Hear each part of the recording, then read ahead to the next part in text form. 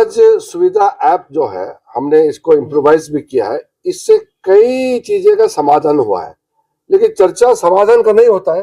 कहीं एक ग्लिच होता है तो उसका चर्चा होती है। उसी प्रकार से जो स्मार्ट वॉच है, हमारे यहाँ से कई लोग गाँव से लोग जाते हैं और उस समय जो कोर हज पीरियड में लाखों के संख्या में आता है, तो कोई किसी को ध्यान देना नहीं, अपने आप चलना होता है। तो ये नतीजा ऐसा देखने को मिला, कई लोग गायब हो गए, समय पे पता नहीं चलता कि कहाँ बैठा है और कहाँ बीमार है, तो मेडिकल केयर नहीं दे सकते हैं। तो बेसिकली ये ट्रैकिंग के लिए, आइडेंटिफिकेशन, ट्रैकिंग और हेल्थ प्रॉब्लम को तुरंत जानकारी प्राप्त के लिए स्मार्ट वॉच का इंट्रोडक्शन किया गया।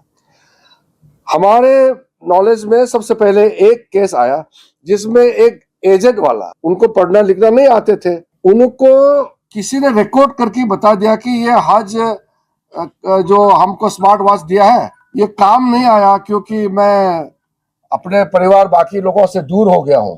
ऐसा करके उन्होंने बोल दिया और उसको रील बना के चलाया। बाद में हमारा सीजी और सीनियर ऑफिसर्स पहुंचे और उसी को ढूंढा कि आपने कैसे बोल दिया, प्रॉब्लम क्या है। बोला कि नहीं, कोई प्रॉब्लम तो है नहीं। वहां कुछ लोग आए और रिकॉर्डिंग किया कि आप ऐसा बोलो, उसको बुलवा के रिकॉर्डिंग करवाया और फिर बोला कि ये स्मार्ट वॉच काम नहीं करते हैं।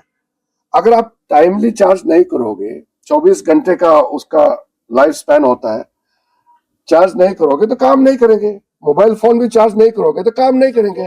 एक मिनट, उसके बाद में अगर कहीं जेन्युइनली स्मार्ट वॉच काम नहीं कर रहे हैं, ऐसा एक दो केस जरूर हुआ होगा। ये इलेक्ट्रॉनिक गैजेट्स में अगर 80-90,000 लाखों का संख्या में अगर एक दो काम नहीं करेंगे तो उसको फिक्स करना चाहिए, मैं ये मानता हूँ। कहीं ना कहीं ये तो हुआ है, इसलिए मैं कॉल ले रहा हूं उसको।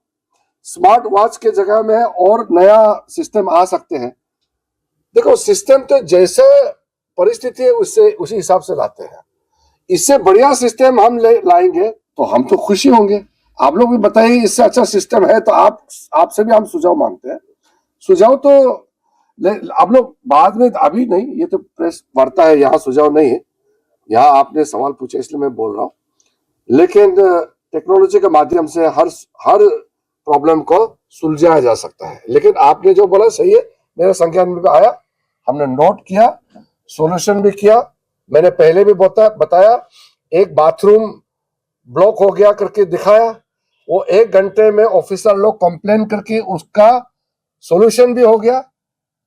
और यहाँ 2 दिन तक वो चलाते रहे, और जबकि ये पार्ट ऑफ एग्रीमेंट नहीं है। बाथरूम, टॉयलेट, पानी का ये जो सारा सिस्टम है वो सऊदी अरब का सॉवरेन डोमेन है। और यहाँ आप घुमा रहे हैं वीडियो कि ये भारत सरकार टॉयलेट क्यों नहीं बना रहे हैं, बाथरूम क्यों ब्लॉक है। हम यहाँ से दूसरे देश में जाके वो फिक्स नहीं कर सकते हैं, कुछ लिमिटेशन होते हैं। और ये वीडियो घुमाने की वजह से सऊदी अरब में लोग कहने लगा कि हज करने आया कि आप सऊदी अरब को बदनाम करने आए हैं। अगर प्रॉब्लम है तो कंप्लेन करो, हम फिक्स करेंगे। हिंदुस्तान में वीडियो चला के उससे क्या समस्या का हल होगा क्या? तो इस तरह का होता है। वो मुझे मालूम है 2-3 नेताओं ने किया है, वो पॉलिटिशियन है, बदनाम करने के लिए किया गया चीज है। हमारे लोग सुबह शाम इतना मेहनत करते हैं, ऑफिसर लोग, वे आराम से बैठ करके राजनीति के लिए कोई फेक वीडियो को घुमा देगा या वीडियो को बढ़ चढ़ करके दिखाएगा, ये ठीक नहीं है।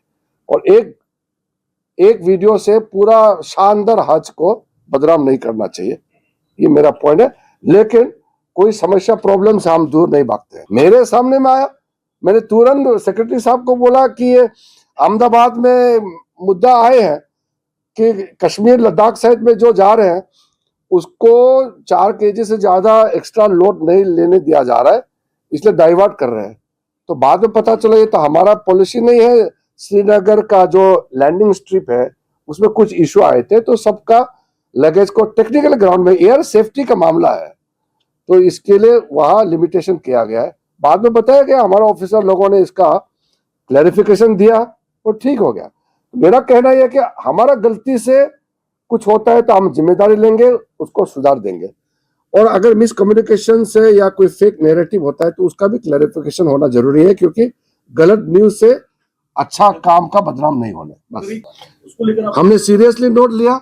हमने कहा कि जो यात्री है उनका सामान, उनका सेफ्टी, ये हमारा टॉप प्रायोरिटी है। वो टेक्निकली ऑन द स्पॉट, हर जगह का प्रॉब्लम नहीं है, किसी जगह में कुछ कम्युनिकेशन या टिकट, हाँ वही हुआ, कहीं बाकी जगह नहीं हुआ। वो बता दिया मैंने अभी, अहमदाबाद का टेक्निकल कारण से हुआ था।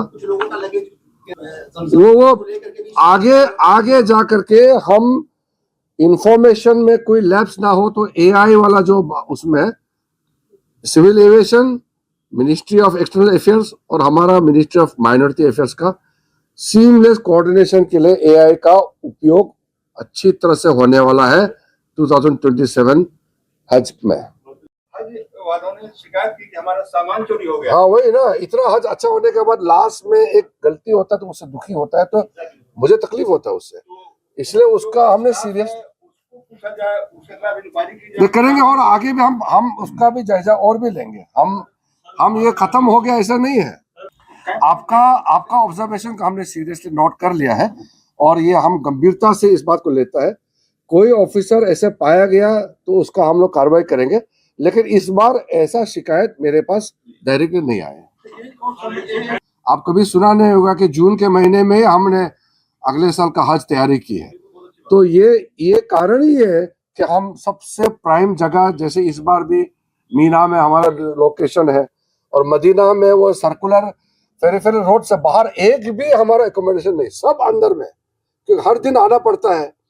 तो इसलिए वहाँ जो लोकेशन है, एकोमोडेशन का लोकेशन है, ये बहुत बहुत महत्वपूर्ण है, इम्पोर्टेंट है। इसलिए जैसे मदीना में फेरिफेरल रोड से बाहर कोई नहीं है, क्योंकि मैं जब विजिट किया तो हमने कहा कि हमको इसी का अंदर रहना है, बाहर से अंदर आना, कोई पैदल आएंगे, गाड़ी से आएंगे, उससे व्यवस्था में कठिनाई होती है। तो ये इस बार पूरा 100% हुआ है और हमारा लोकेशन जो है एक साथ हो हर जगह में। आपने जैसे सुझाव दिया, उमरा में तो डायरेक्टली क्वाटा सिस्टम नहीं है, इसलिए इसका मैनेजमेंट जो है थोड़ा सा उसको हम लोग छूट देते हैं। इस बार हम तैफ में जाकर के उमरा का वो भी देख करके आया और हमारा तो वहाँ काउंसुलेट में हमेशा एक अपडेट तो रहता ही है। और अभी आप जितना भी जो चाहे वो उमरा में जाते हैं या हज के लिए जाते हैं, लगभग खुश है भारत सरकार का मैनेजमेंट से करके। जो एप्लीकेशन फाइल करते हैं वो ऑटोमेटिक हो जाएगा, जैसे कि हम मशीन को बात करेंगे, मैं डिटेल में नहीं बता रहा हूँ क्योंकि वो उसका डेमोन्स्ट्रेशन करना पड़ेगा। आपका जो बात जैसे लगेगा आप और मैं बात कर रहा हूँ, ऐसा ही आपको नजर आएंगे। बाद में हम डेमोन्स्ट्रेशन देंगे, बाद में हर चीज का जो पूछेंगे ऑन द स्पॉट एकदम वॉइस से बातचीत करके आप पूरा सारा चीज क्लैरिटी से आपके पास इंफॉर्मेशन उपलब्ध होगा, कोई कंफ्यूजन नहीं होगा। बिना पढ़ा लिखा इंसान आराम से चीज जान सकता है, काम कर सकता है। इस तरीके का हम ला रहे हैं, तो हम बहुत ये एक क्रांतिकारी कदम है ये जो एआई एप्लीकेशन ला रहा है। इसलिए मैं डिटेल में नहीं बोल रहा हूँ क्योंकि उसको थोड़ा समझाने के लिए और डेमोन्स्ट्रेशन करने के लिए और कुछ चीज हम लोग कर रहे हैं, क्या क्या करना है वो कुछ समय का बाद शायद मैं जब हज पॉलिसी घोषणा करूंगा, वो रिलीज करेंगे, तो उसके बाद हम एआई का भी डेमोन्स्ट्रेशन देते हैं। शर्मा क्यों रहा? दीदी कितनी शाय है ना? वो तो है। दीदी अपने हर बॉयफ्रेंड से ऐसी ही शर्माती है। प्रिया गोल्ड CNC, मीठे में नमकीन का ट्विस्ट।